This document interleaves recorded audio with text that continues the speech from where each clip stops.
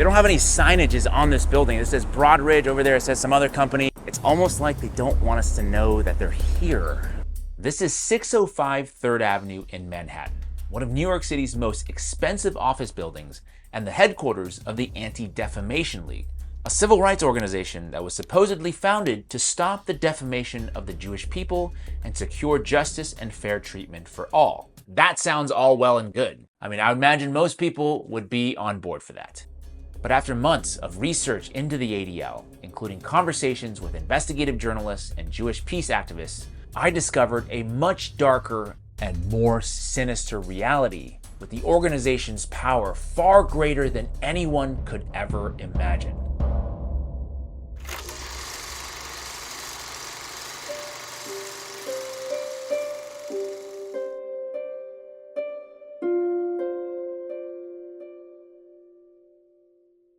The Anti-Defamation League was founded in September of 1913 by the Independent Order of B'nai B'rith, a Jewish service organization to combat anti-Semitism and secure fair treatment for the Jewish people in the wake of the controversial murder conviction of Leo Frank, a Jewish factory manager in Atlanta who was accused and convicted of raping and murdering his 13-year-old employee Mary Fagan, in a trial some historians now say was marred by anti-Semitism and discrimination. Tragically, after his death sentence was commuted to life imprisonment, a mob abducted Frank from prison and lynched him in 1915. Now, whether or not Leo Frank was in fact guilty, that is still being debated to this day. And quite honestly, that would make for another interesting investigation because there's so many wild things that happened in that trial. But today's focus will be on the Anti-Defamation League. I've always thought the Anti-Defamation League should just drop the anti and just call them what they are. It's a defamation league. I recently sat down with James Banford, a longtime investigative journalist and author who has written extensively about the National Security Agency and other intelligence organizations, to uncover the disturbing ways in which the ADL has aligned themselves not to civil rights or the protection of Jewish people, but rather to state and other establishment powers. For J. Parnell Thomas's Un-American Activities Committee comes Lachlan Curry, aide to President Roosevelt. In the 1940s and 50s, the ADL collaborated with the House of Un-American Activities and the FBI to secretly monitor and report on individuals and organizations suspected of communist sympathies or activities. The ADL's monitoring of American citizens continued even after the McCarthy period, including surveillance on key figures of the Black Freedom Movement, including Dr. Martin Luther King Jr. And unbeknownst to most Americans, even today, these kinds of hostile clandestine operations against Americans would continue in the coming years and decades as the ADL's focus on intelligence gathering and propaganda intensified, except this time on behalf of a certain foreign nation. First elected Assembly of Israel opens in Jerusalem. The ADL's coordination with the State of Israel has been documented as early as 1961 per an internal ADL document. Quote, "Our information, in addition to being essential for our own operations, has been of great value and service to both the United States State Department and the Israeli government." And according to Bamford's research, between 1967 and his retirement in 1997, Erwin Swall, the national director of the ADL, backed by millions of dollars from pro-Israeli sources, ran a nationwide network of agents and informants, launching a large-scale surveillance war against thousands of Americans. Key targets of the ADL included the Arab American Anti-Discrimination Committee, the most mainstream Arab American civil rights group at the time, along with other organizations and individuals who they believed to have expressed pro-Palestinian sympathies, and, shockingly, also groups and individuals organizing boycotts against apartheid South Africa. I say shocked, but then again, if you think about it, perhaps not so shocking given some of Israel's own domestic apartheid policies. The investigation that was done by the San Francisco District Attorney's Office, among the data that came out was that they would spy on organizations that were critical of Israel, spy on organizations that were critical of South Africa, and they would pass that information on to Israel, and they passed the information on to South Africa. This was apartheid South Africa. According to a declassified FBI document, One prominent investigator working on behalf of the ADL was Ray Bullock, a San Franciscan with the codename Cal, who posed as a small-time art dealer in the Castro district. Working clandestinely with Bullock was Thomas Gerard, a detective with the San Francisco Police Department's intelligence unit and a 3-year veteran of the CIA. Bamford wrote that, quote, Gerard would illegally supply Bullock with confidential data from the police and FBI computer files about Americans, many of them pro-Palestinian activists that were targets of the ADL. His reports were then submitted to the ADL's executive director in San Francisco, Richard Hershott. Court documents ultimately exposed that Bullock and/or Hershott admitted that the ADL or its agents gave information to the government of Israel and sold information to the government of South Africa, including information secretly collected from Jewish peace groups. Is that anti-Semitic? America and Israel are rock solid together. The vast majority of us stand with Israel. With America's support, Israel will do what it needs to. Israel. It begins and ends in Israel. A lot of the money are from pro-Israeli organizations. A lot of the information goes to Israel. A lot of the suggestions for influence comes from Israel. I mean, that's what the people on the inside were saying. Their donor base cares about Israel, one former ADL staffer told Jewish Currents magazine. A former ADL lawyer also said, these donors have a huge amount of influence in some ways that are kind of bizarre. And that money and influence went far beyond just spying on individuals and groups critical of Israel, as the ADL has also worked closely with the FBI, including providing training programs for FBI agents and sponsoring specialized trips to Israel for senior officials to study, quote-unquote, counterterrorism tactics. Our job is to build and foster long-term relationships. And the Israelis do an unbelievable amount in the realm of counterterrorism for us. The ADL also conducts training programs for police officers, prosecutors, and judges. And to date, the ADL has trained over 150,000 law enforcement professionals in the United States. They also have the power to monitor social media activity across all major platforms and change social media algorithms the way they see fit. Don't believe me? Well, here's Jonathan Greenblatt, the CEO of the ADL. We work with YouTube to get them to change their algorithms. We work with Facebook on trying to use a redirect method, so when you search for Holocaust, you get directed to like a Yad Vashem page. We opened a center in Silicon Valley back in 2017. And the woman who runs it, she's an ex-Facebook executive. I have software engineers and data scientists working at ADL. We're monitoring all this stuff, and we're working with all the platforms, by the way, Google and YouTube and Meta and Twitter and Reddit and Steam and Amazon, all these companies. From like Apple to Zoom, we work with all of them. Some might call that a conspiracy fact. Just saying. And if their ability to influence big tech and media isn't disturbing enough, the ADL also partners with payment platforms like PayPal to monitor online transactions and cancel payment processing for those whose speech they disapprove of. Just to understand this, is this simply a research effort, or is the ultimate goal, I imagine, to effectively defund them, which is to say that PayPal would effectively turn off the spigot, or at least turn off the ability for them to fundraise using PayPal? That's correct, Andrew. I've never seen any other organization come anywhere close to the ADL in terms of its secretiveness, its connections to foreign governments, and passing on information to the foreign government, and the money that it receives, the amount of attention it receives on television constantly. Jonathan Greenblatt is constantly on television. There's no other organization anywhere near that comes anywhere close to the ADL in terms of influence.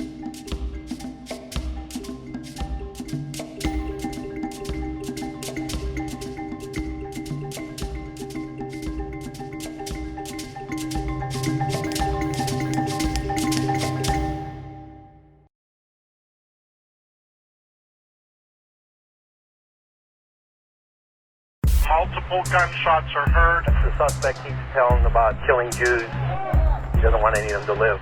Today's violence in Pittsburgh comes amid a rising number of anti-Semitic attacks across the country in recent years. Anti-Semitic attacks are rattling the Jewish community in Brooklyn. Men chased and punched Jewish teens on the street. Unequivocally, anti-Semitism is real. Violence against Jewish people is also very real. Question is, what is anti-Semitism? I grew up in a very small town in rural Connecticut and grew up with peers who would throw coins at me because I was Jewish and say like, oh, you're gonna pick that up, you're a Jew. Being on dating apps and people saying, is it true what they say about Jewish girls, or can I see your horns and tail, or blah, blah, blah. My family's synagogue, which was the Tree of Life Synagogue in Pittsburgh, had a mass shooting. It was targeted because it was Jewish. Those things happen. This is Katie Bogan, a Jewish peace activist who I spoke with, and someone who has been an outspoken critic of the conflation of genuine anti-Jewish and anti-Semitic incidents with anti-Israel or anti-Zionist rhetoric. I'm not going to pretend that anti-Semitism doesn't exist, but conflating that definition of Judaism and Zionism for the last 76 years, or since, the founding of the state of Israel and like the initiation of this formalized Zionist project, that people actually do get confused. If you have an entire Western media apparatus and some of the, most influential Jewish people around the entire world constantly saying, Israel is Judaism, Judaism is Israel, they are inextricable, they are one and the same, it can be very challenging to begin to parse and disentangle that false equivalence. Jonathan Greenblatt, CEO of the Anti-Defamation League, has stated, as a point of fact, that anti-Zionism is anti-Semitism. I don't want to conflate anti-Zionism with anti-Semitism, but they're the same. They're two hues of the same color. Which is to say, if you dare criticize the state of Israel, then you would be committing racism against the Jewish people. Every year since 1979, the ADL produces an annual audit of anti-Semitic incidents, which almost invariably finds that anti-Semitism is on the rise nearly every year. One might wonder how good of a job they're actually doing if that's the case. But nonetheless, the media has generally accepted the ADL's finding as proof of America succumbing to extremist forces. However, since Hamas's attack on Israel on October 7, 2023 sparked a surge of interest in Israeli domestic affairs and revealed to many, for the very first time, the country's questionable human rights abuses against Palestinians, especially its current deadly assault on Gaza, with some sources reporting over 100,000 deaths so far, the ADL's charges of rampant anti-Semitism in America has finally been scrutinized by some in the news media. For example, earlier this year, the ADL released a report claiming over 3,000 anti-Semitic incidents were committed in the 3 months since the war in Gaza began.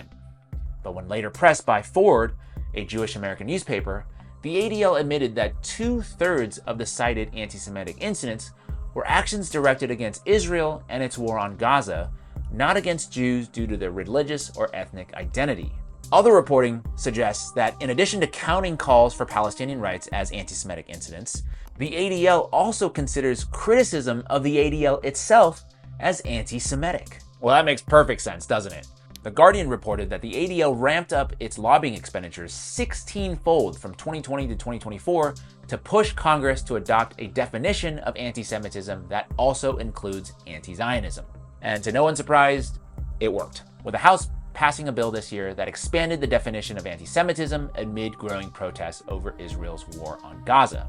Including anti-Zionism, which is a political stance, within the definition of anti-Semitism or anti-Jewish sentiment, even more specifically, is absurd for so many reasons. I mean, not only is there a growing, loud, progressive anti-Zionist voice within Jewish community, but conflating that definition creates this bedrock for people to accuse me, a Jewish person who's very political and very proud of my Judaism, of anti-Semitism and anti-Jewish sentiment. And it actually puts Jews outside of Israel, and even those in Israel who are, for example, protesting the Netanyahu government, at risk of being accused of sort of betrayal of our real community.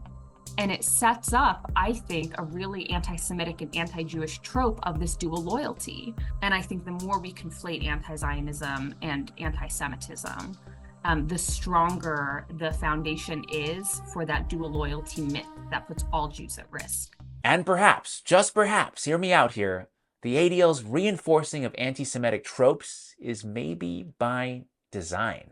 Zionism thrives off of anti-Semitism. Zionist organizations rely on anti-Semitism to pay their bills. Look at the Anti-Defamation League. Without anti-Semitism, which they constantly inflate to the point where over 50% of their documented anti-Semitic incidents since October 7th are simply pro-Palestine rallies, peace rallies, it's pretty obvious that they need anti-Semitism to exist. And so Israel is actually an engine of anti-Semitism. And so I see Zionism as a kind of cult that is not only hostile to Muslims and Christians that live within its realm, but to Jews who live across the world and want to just be normal Jews here.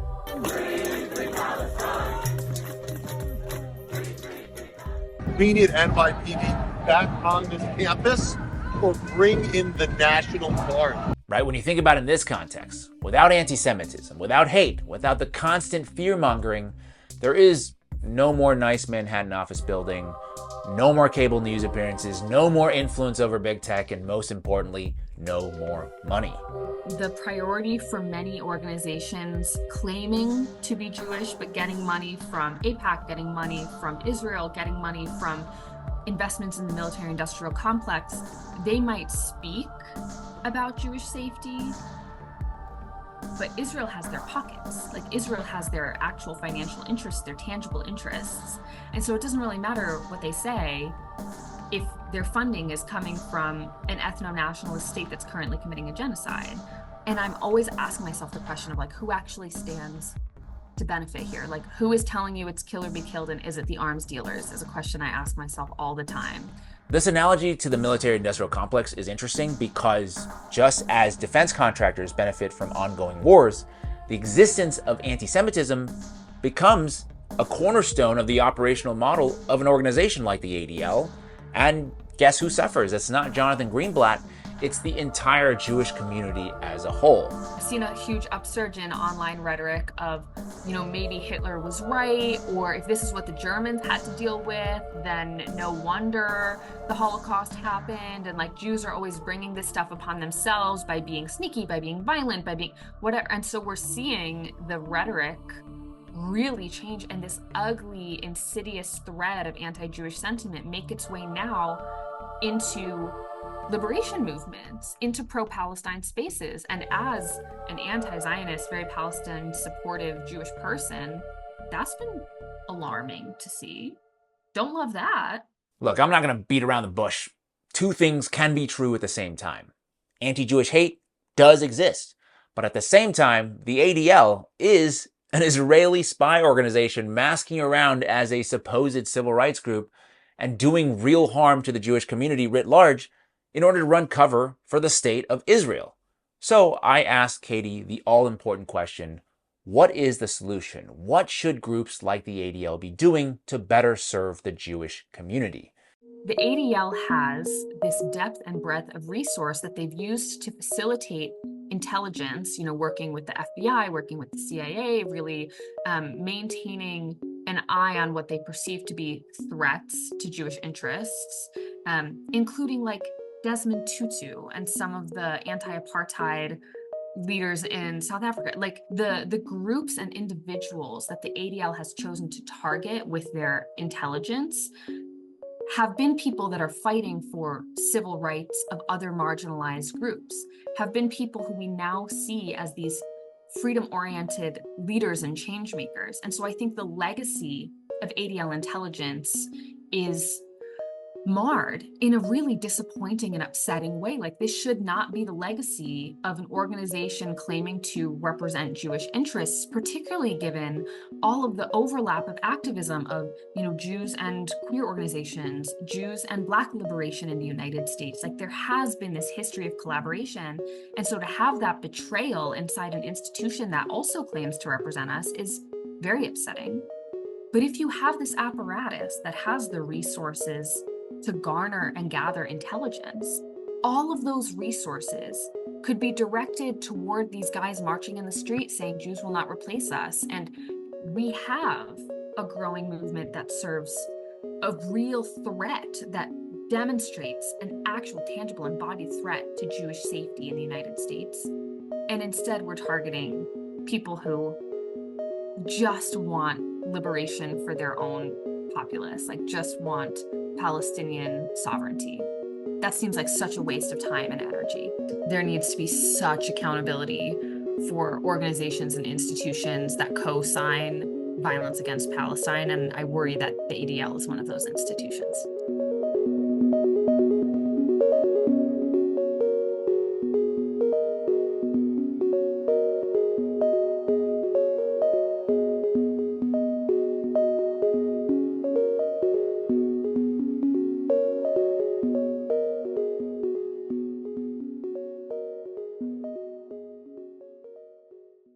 That is it for me this week. I want to thank James Bamford and Katie Bogan for their time and contribution to this piece. I couldn't have done it without them. Now I want to hear what your thoughts are about the ADL, about Jewish liberation, Palestinian liberation, what is and what isn't anti-Semitism. Sound off in the comment section below. If you'd like to support my work, please take a second to hit that like button, share this video with as many people as you can, subscribe if you haven't already done so, and hit that notification bell if you so choose. And as always, thank you for your time, and I'll see you in the next one.